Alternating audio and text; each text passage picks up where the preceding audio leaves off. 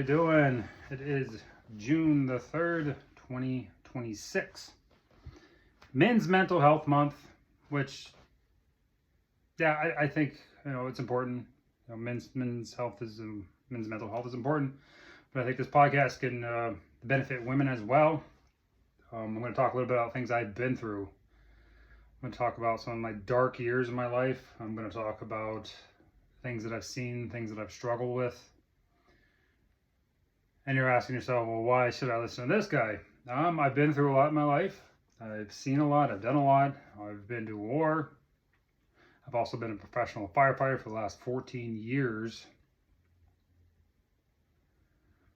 But, my struggle with mental health started way before then, started way before the military. There's a saying, a lot of people that join the military in these professions have had a pretty rough childhoods, and mine was no different, because I also had a very rough childhood.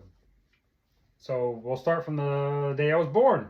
So I was born in Eugene, Oregon in 1985.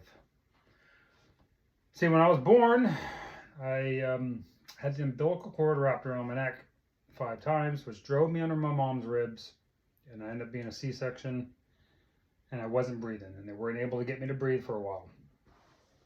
And why I say that is because, of course, I don't remember that, and why I'm saying this is because there's an important fact that happened on that day that has made my life very difficult.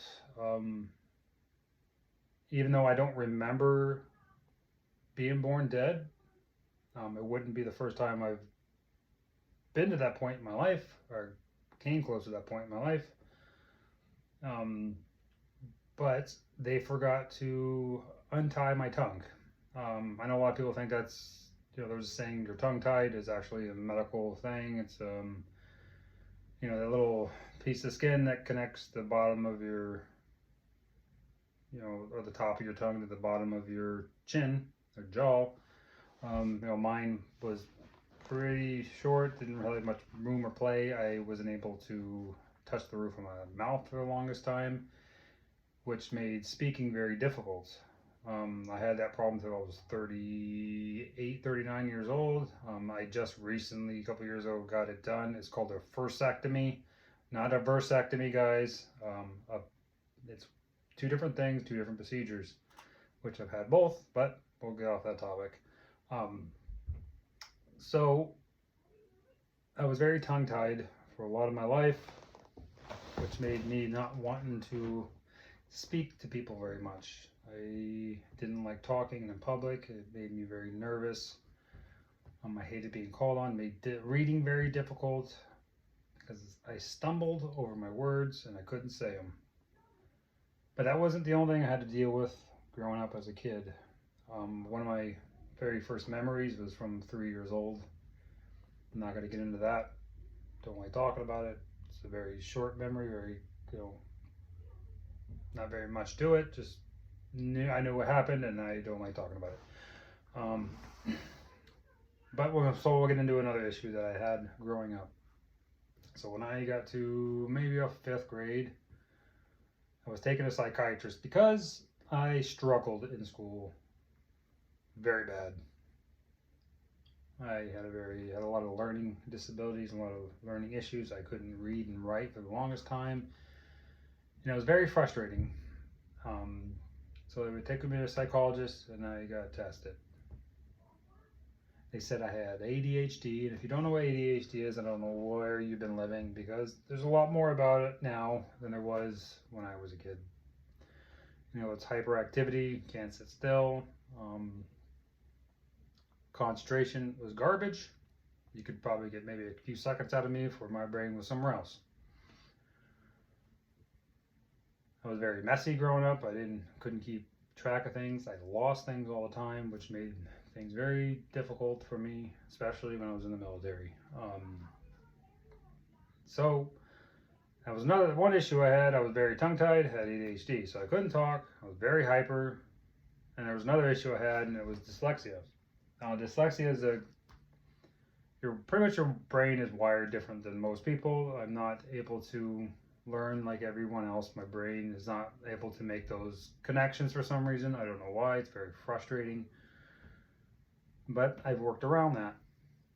But it made school very difficult for me. It made life very difficult for me. I lived in my head a lot.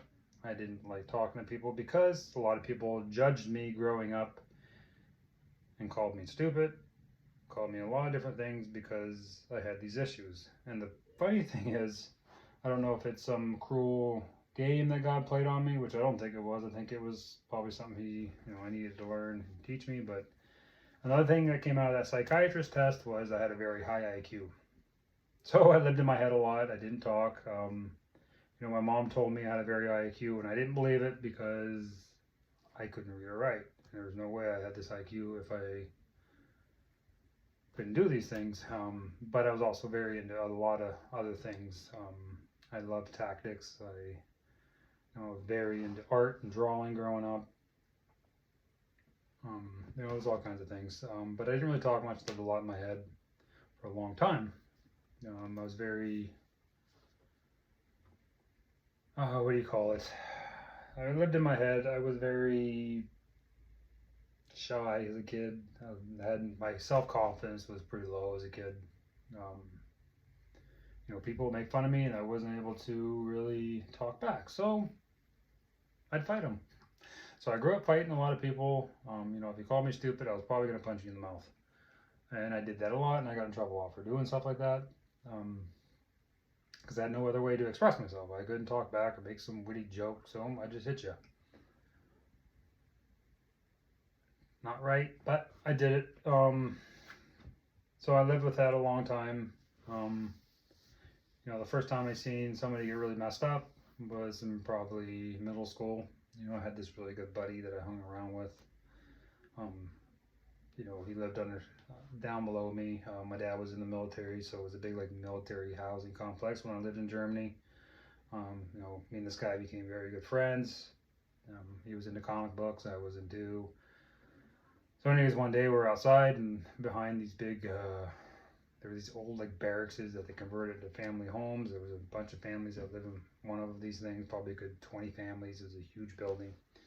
But anyways, we're in behind it and we were playing on trees. I remember I climbed down and I just got down the tree and I walked away from it, and then all of a sudden a branch comes flying down off the tree. Hits the ground. Didn't know what happened. I was confused a bit. I knew my buddy was still up there. Looked up, but he's not in the tree. So I went over to the big pile of brushes that were laying in the middle of the ground, and he was laying in the middle of it. He probably fell a good 20 feet. And he was bleeding from both of his ears. I immediately tried to wake him up. He wouldn't move. He wasn't responsive. So I ran to the nearest person to go get help. He ended up being in a coma for 6 months. Didn't see him for 6 months. And then finally when he came home and he came out of it, he didn't know who I was, didn't remember me, didn't remember his own name. And he stopped coming outside. He never played anymore. So that was probably the first time I'd seen somebody get messed up as a kid. But there was also something else that I had to deal with growing up. So I was very severely asthmatic growing up, where it bring me to the point of hypoxia. And there was plenty of times where it brought me to the point of death. And there was a time I remember laying on the ground and I was struggling to get air in. I was wheezing. It felt like somebody was squeezing my lungs and I couldn't get breath in. And my world started collapsing in on me. My vision started going. I started losing my hearing. And I started going into a tunnel. Luckily, my mom found me and she got me in the hospital before anything happened or before anything permanent. So she got me to the hospital and they were able to get me kind of oxygen back in my lungs, get me going again. That happened a lot with me growing up, where I would go very hypoxic. And it's very weird when you go hypoxic. It's very peaceful. Probably the most peaceful things I've ever felt in my life. You kind of have no worries, you don't have no cares. Yeah. So I dealt with that a lot growing up, very asthmatic. And thank goodness I ended up growing out of this problem, because that would suck if I had that now today. And I know a lot of people still deal with asthma. And my heart goes out to you guys, because I understand how it is to not be able to breathe. It's not fun. Made me very anxious as a kid, very scared as a kid, because I didn't like going out very far, because I was scared I was going to have one of these severe asthma attacks where my medication wouldn't respond to it. So I would take my inhaler, it wouldn't do a damn thing, and I would sit there and struggle to breathe and pretty much suffocate on fluid. So yeah, that probably brought a lot of trauma in my life. But I grew out of it, thank goodness. Made me look deep into a lot of things in life, and how quickly life could turn around, how quickly it can end. It wasn't that wasn't the first time I learned that lesson. It's been a common theme throughout my life. So my dad, he was in the military. We'll get back to that. So we ended up leaving Germany. I think the last time we left Germany. He ended up going on a deployment in 2007, and there was a time where we thought we got called by his unit and said that he was killed in action. And I remember being in shock when I heard that, and for most of that day I was in shock. I thought I lost my father, that he died, but he ended up not dying, and it was a mistake by the unit, which was not cool of them to do that. So we'll get back to me. I graduated in 2004. I ended up, I'm a little embarrassed about this, so I ended up failing a grade because of all my issues. But anyways, I graduated in 2004. So I ended up trying to become a preacher. Didn't work out. Ended up moving back home. Wasn't really doing much, and I decided I was going to go in the military. The asthma thing kind of came back up. I had to get a waiver from that. But I didn't have another asthma attack after, I can't remember, I think it was 16, I think the last asthma attack I had, and I haven't had one since, which is crazy to think about, because it was so bad when I was a kid, and I'm so grateful that I don't have that issue now, because it'd be hard to be a firefighter if I couldn't if I had asthma. Probably wouldn't be a firefighter if I had it still, or even probably join the Marine Corps if I still had it. So I went in the Marine Corps in December of 2005. I did the whole boot camp thing. It wasn't fun, but I got through it. And then I did my first deployment to Iraq in 2007. And I saw a lot of bad things over there, a lot of dead people, a lot of body parts. I think the first time I seen somebody dead was in Iraq.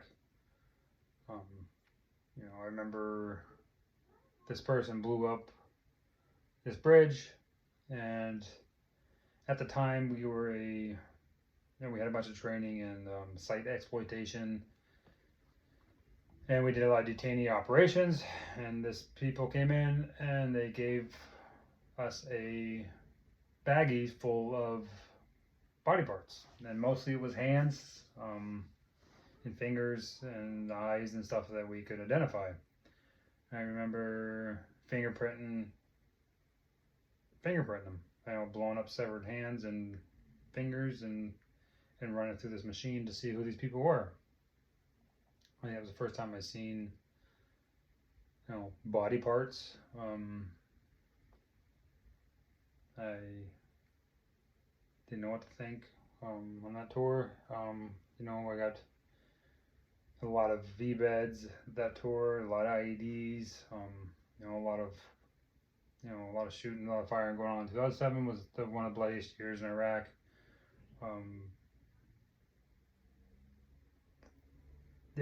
So it wasn't a fun time to be there. A lot of chlorine attacks, a lot of suicide bombers, a lot of people trying to kill me, and I didn't like it too much.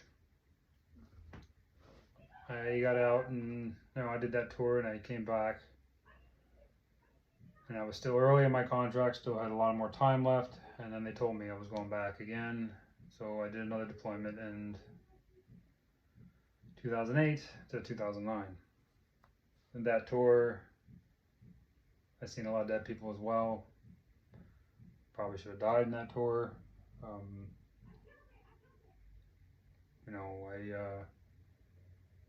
I remember watching a dog eat another human being. So we were a site exploitation team, and there was two 500 pounds bombs that hit these police stations in downtown Fallujah. We got called to respond. We showed up. We started looking around, trying to find anything that we can to identify,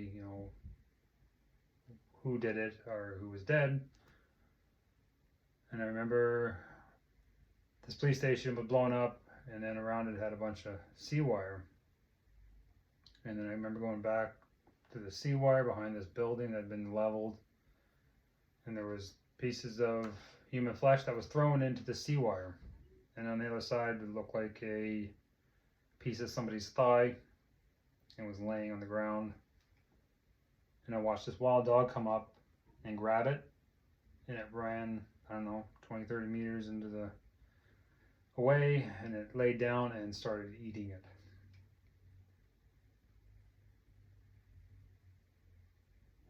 I almost got shot down in a helicopter too on my first deployment. I forgot to tell you about that one. So now I have this crippling fear of flying, and I hate it, and I sit there and sweat, but I do it because my family loves to travel, even though I hate getting on airplanes. I've seen a lot of bad things when I was over there that I won't really get into much on this podcast. But I got out of that Marine Corps after that deployment in 2009. I didn't have enough time left in my contract. They wanted me to go to Afghanistan, and I didn't want to do another one. Even though for years I felt bad for that, because I felt like I left my brothers and I probably should have stayed. But I also probably would have died or been killed if I kept on at the rate I was going. So I ended up getting out of the Marine Corps. I wanted a family, and I didn't want to raise a family in that kind of environment, because I grew up as a military brat. So anyways, I ended up marrying this girl from Canada that I met when I was stationed in Hawaii. And I got out and I went to go be with her. And then I started really noticing a lot of issues with me when I got out. Didn't really expect this, but I missed the purpose, I missed the brotherhood, and I felt terrible. I was getting these wild, crazy dreams every night where I would yell and scream in my sleep. I would get these nightmares where I was picking up body parts, or people were trying to kill me all the time, and I was trying to kill them in my dreams, and I'd wake up in cold sweats. That happened for a long time. Still happens every once in a while now. And I also got very heavy into drinking. When I moved to Canada, I ended up getting really heavy into drinking. My ex was a big drinker too, and I felt like that's all we really did was drink. We drank all the time. I drank to numb a lot of things, which didn't really help too much. It actually made things a lot worse. I would get very angry when I drank, very mad. Not really violent towards people, I just hated everything. I'm still trying to make sense of a lot of things that I've been through in my life at that point. I even dabbled in a little bit of drugs, doing coke and stuff, and drinking all the time.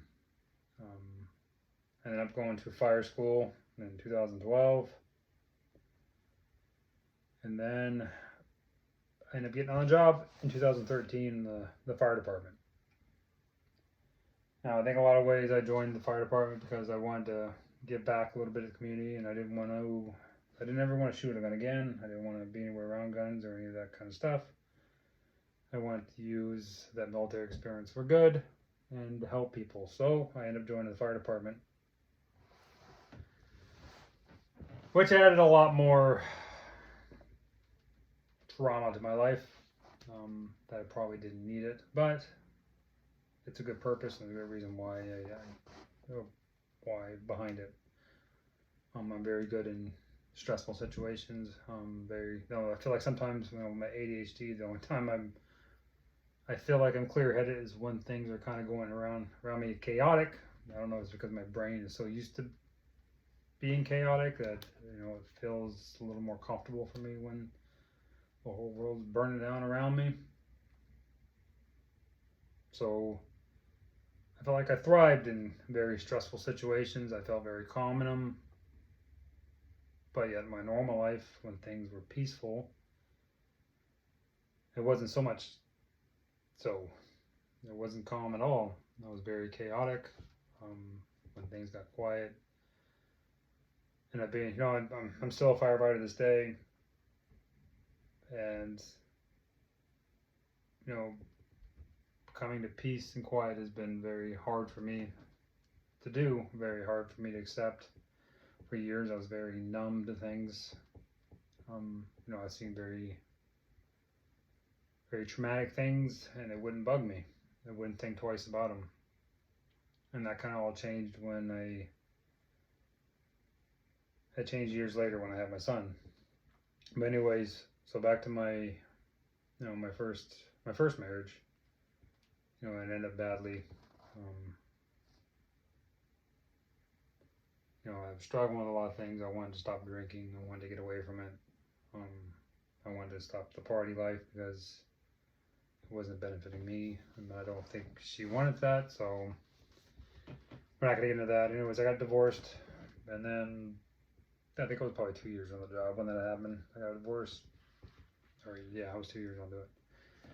And then I met my current wife now. We ended up getting married a couple years ago, and I have a 9-year-old son.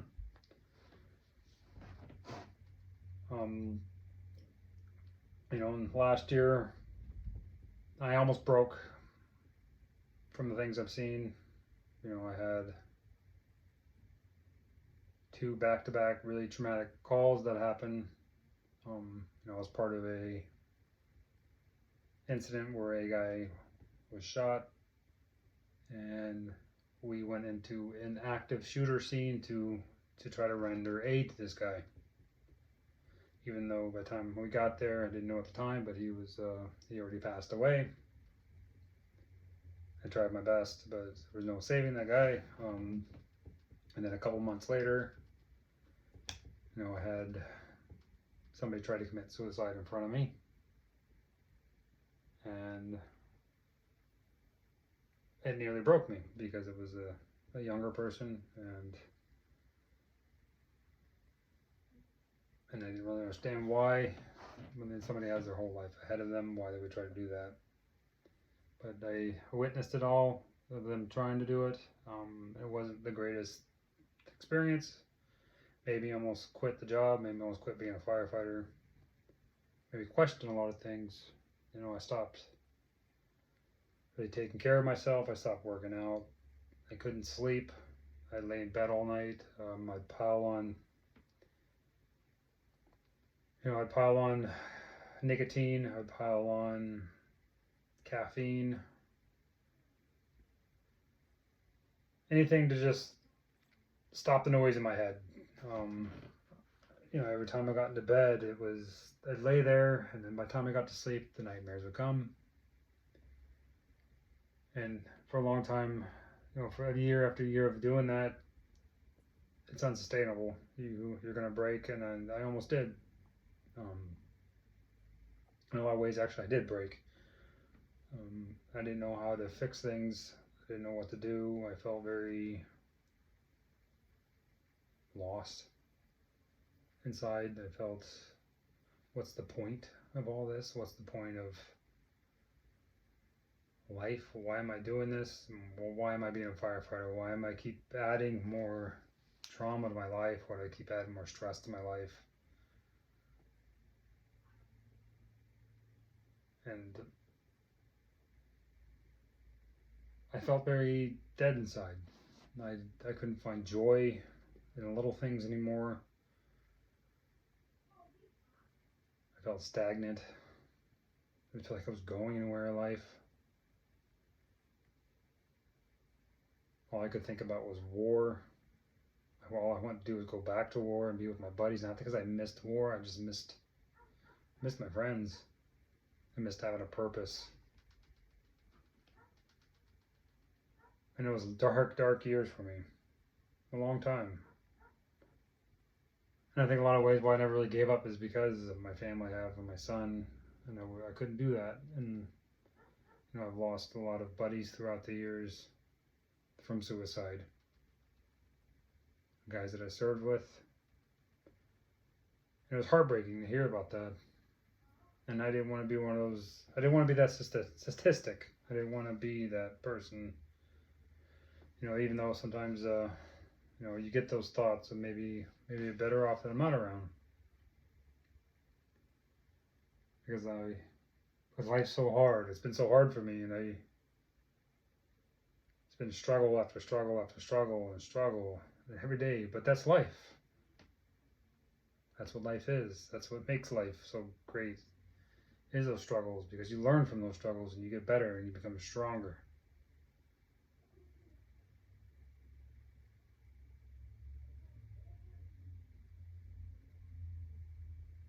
And then I decided to stop. I decided to take my life into my own hands, take charge of things, control the things that I can control. Control your controllables. There's so much things in life that we don't have control of.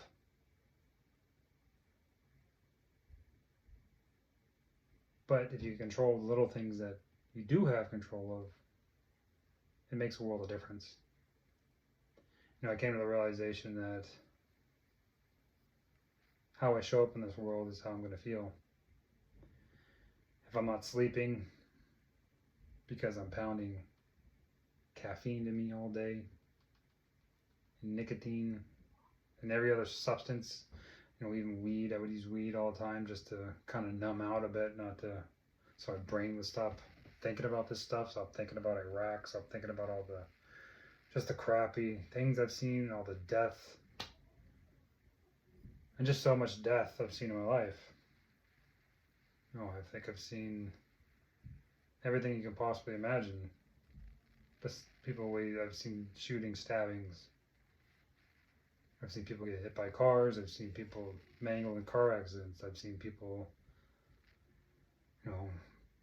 jump off of bridges and hit the ground. I've seen people commit suicide from carbon monoxide poisoning.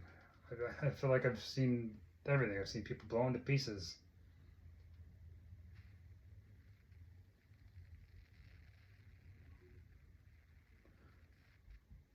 But life's hard, and it always has been hard.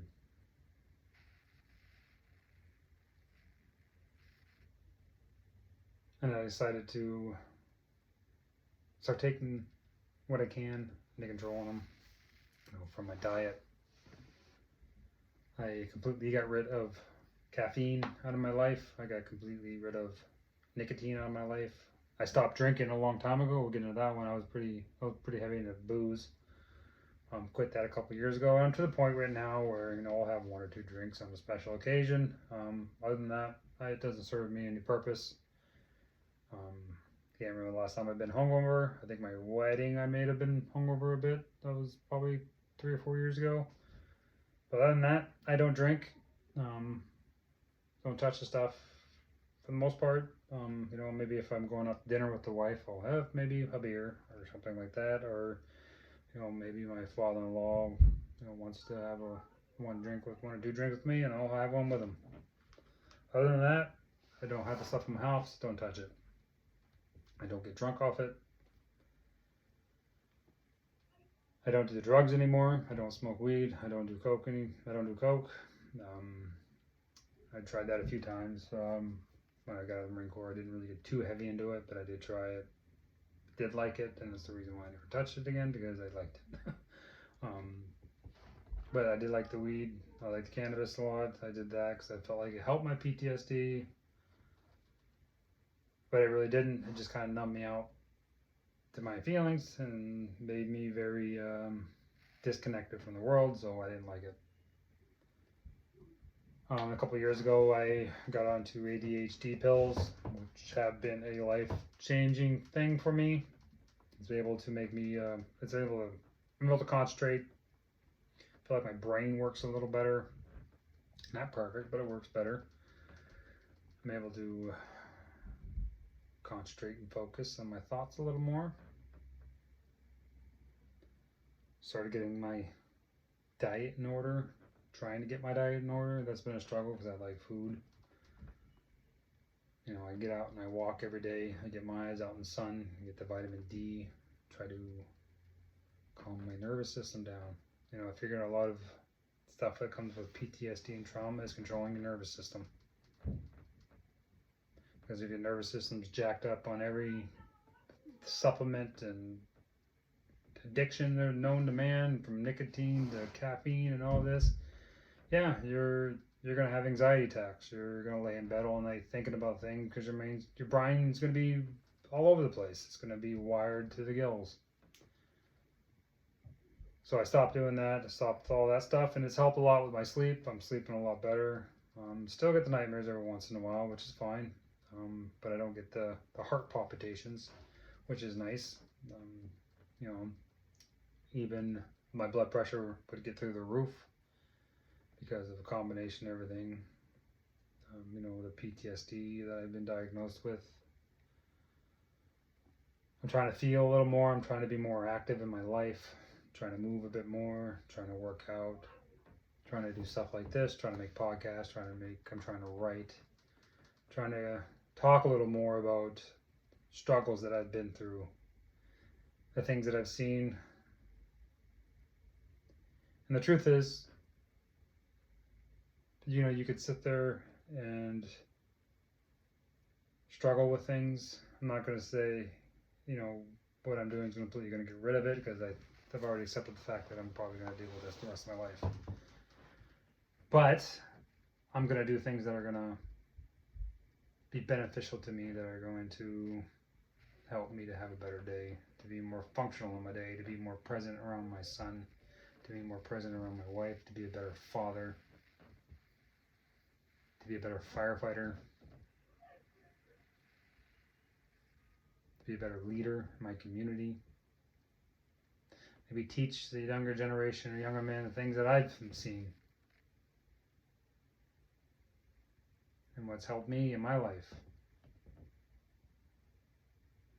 And I hope nobody has to go through a lot of things that I've been through, but that's not the reality of it, because life is hard and life is tough.